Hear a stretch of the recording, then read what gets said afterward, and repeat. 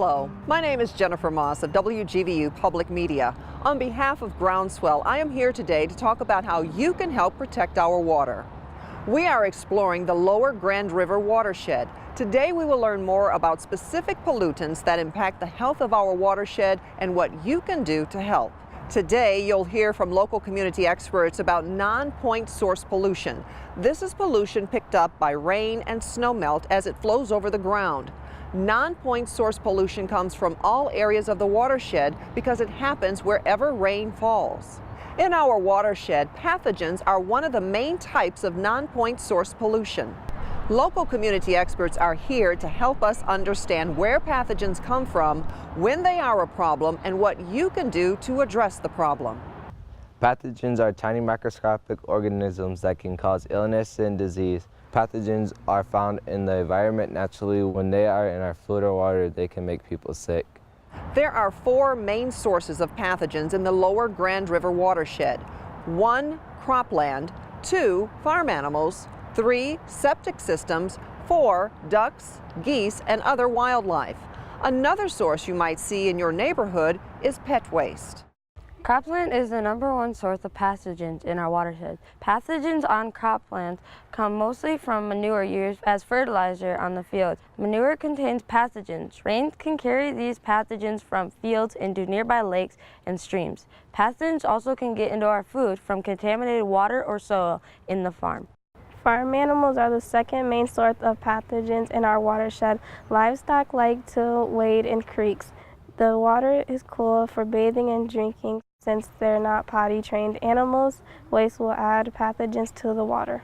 Septic systems are the third main source of pathogens in our watershed. In the city, a treatment plant processes and cleans human waste. If you don't live in the city, you probably have a septic system. Septic systems store human waste in an underground tank. The solid material settles to the bottom where it breaks down. The liquid slowly trickles into the soil where natural processes filter out pollutants. Septics are effective and safe when built and maintained properly, but older damaged systems can fail and leak human waste into our water. Human waste is more likely to make people sick than other sources.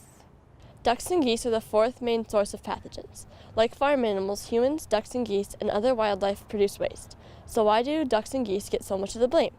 Because they live on or near the water. Waterfowl waste is deposited directly in the water or right next to it. Pet waste is another source of pathogens. When pet waste is left on lawns, parks, or other outdoor surfaces, rain washes it down the storm drains and into our rivers. Now we know where pathogens come from, but why are they a problem? How do we figure out when pathogens are present and if there's a threat to human health? People test water samples to figure out if pathogens are present, but there are hundreds of types of pathogens that could be found in the water. Testing for each type would be too expensive and impractical. Instead, we rely on indicator organisms to tell us whether pathogens might be in a lake or stream. One of these indicator organisms is E. coli. This bacteria is commonly found in human and animal waste. It lives in the gut of humans and warm-blooded animals. Some types of E. coli can make people sick while others are harmless. So the E. coli itself doesn't necessarily mean the water is harmful, but since E. coli is often present in waste, finding E. coli could mean human or animal waste is present, and the pathogens from that waste can make us sick. When waste products get in the water, several factors determine if a person will become sick. These factors include the pathogen type, its survival rate in the environment, the amount present, and a person's ability to fight illness. Some pathogens can cause illness at relatively low concentrations. Pathogens from human waste pose the most direct risk to human health. Other sources, such as livestock manure and animal waste, also contain pathogens that can make people sick. But these sources typically pose less risk to people than their risk to livestock or other animals. When water tests positive for E. coli, health officials try to prevent people from coming into contact with that water. Have you ever tried to go swimming during the summer but the beach was closed because of a health risk? That was to prevent people from getting sick from pathogens in the water.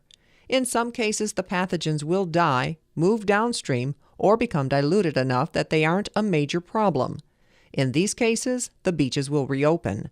But if there are consistently high levels of pathogens, people will be advised to not get in the water at all.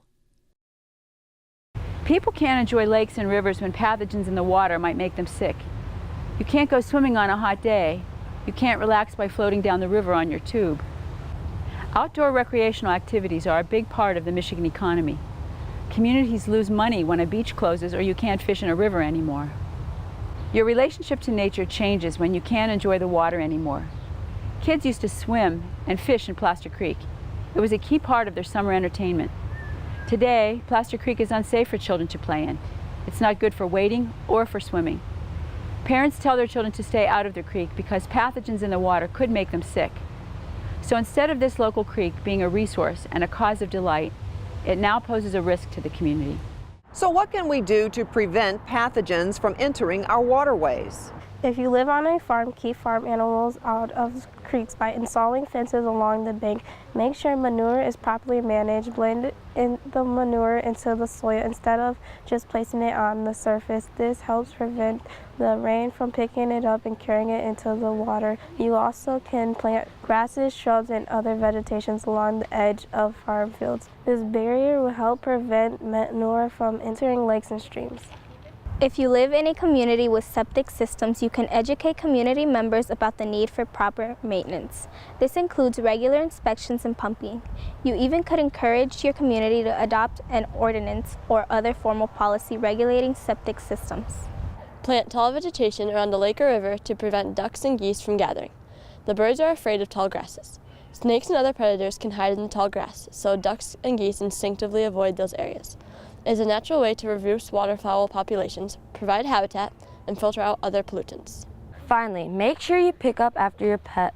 Dispose of dog's waste in the garbage. Do not leave the bags in the street or throw them down the storm drain. Pick up your dog's waste, keep pathogens out of our water, and keep our community clean.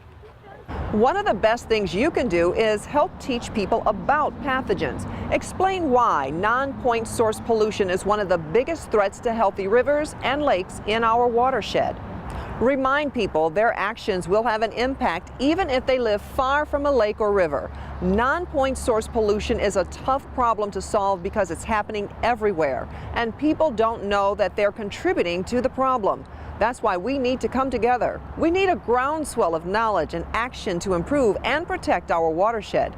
Together, with your help, we can keep our water clean. This video was made possible through support from the U.S. Environmental Protection Agency, Michigan Department of Environmental Quality, Grand Valley State University College of Education, and WGVU Public Media.